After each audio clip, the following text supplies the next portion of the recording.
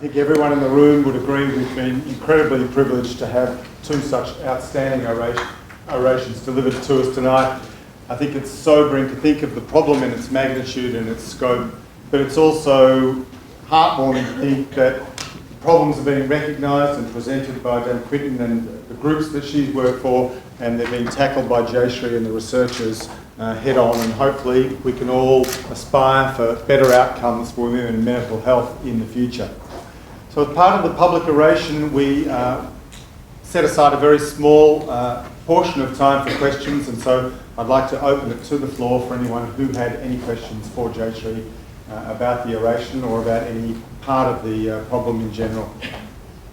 So you touch on several different points with that question. I don't know if everyone could hear, but the question is about what happens if somebody has been diagnosed with schizophrenia, incorrectly diagnosed with schizophrenia, and then actually has CTD or complex trauma disorder. What's the impact of many years of antipsychotic use on that person's brain and personality?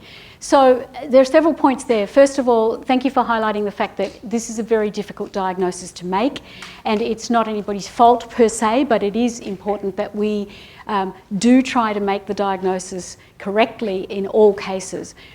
Some of the things about antipsychotic longer term use is that they are also used in complex trauma disorder in short bursts because of the psychotic breaks.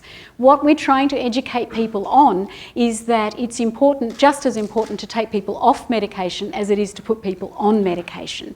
And that's to prevent side effects and to prevent a whole range of other issues. The newer antipsychotics don't create the same problems in terms of some of the brain effects that some of the older antipsychotics did. So again, if you can get to the person to get her into recovery frameworks of all different types, then you can undo some of those effects and hopefully decrease the level of medications and engage her in some of the other social programs that are important.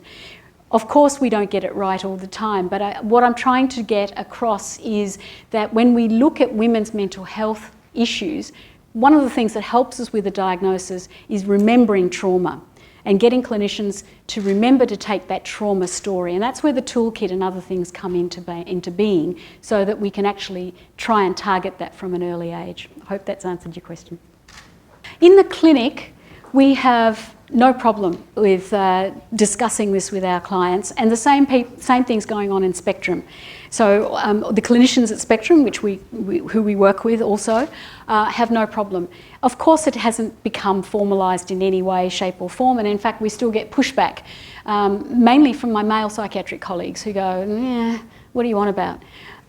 So it's really interesting, the difference in the consumer uptake of this term, and we carefully explain what it's about, and we carefully explain it because we don't want to stigmatise their families, we don't want to blame people, that's not what we're about, but we do want to actually make a new platform for the woman to understand why she has what she has, and then to also, we want to destigmatise this condition because, as you know, it is stigmatised. It's horrible what happens sometimes to women in the big hospital systems. So if we can change the name, that won't change everything, but it does give people a bit more understanding, gives them a basis for empowerment, it gives them a basis for a new approach, and it lets her understand a lot more about what's going on, and we hope to destigmatise. So join us on this crusade. I want to get buttons made. I actually, my very good friend, Dr. Feelgood, Sally Coburn, who's in the audience today, gave me the courtesy of giving me 2 hours on her radio program on Sunday. And she's, one of our campaigners to get rid of borderline personality disorder as a term. So please, you can all become campaigners from here on end. Join us.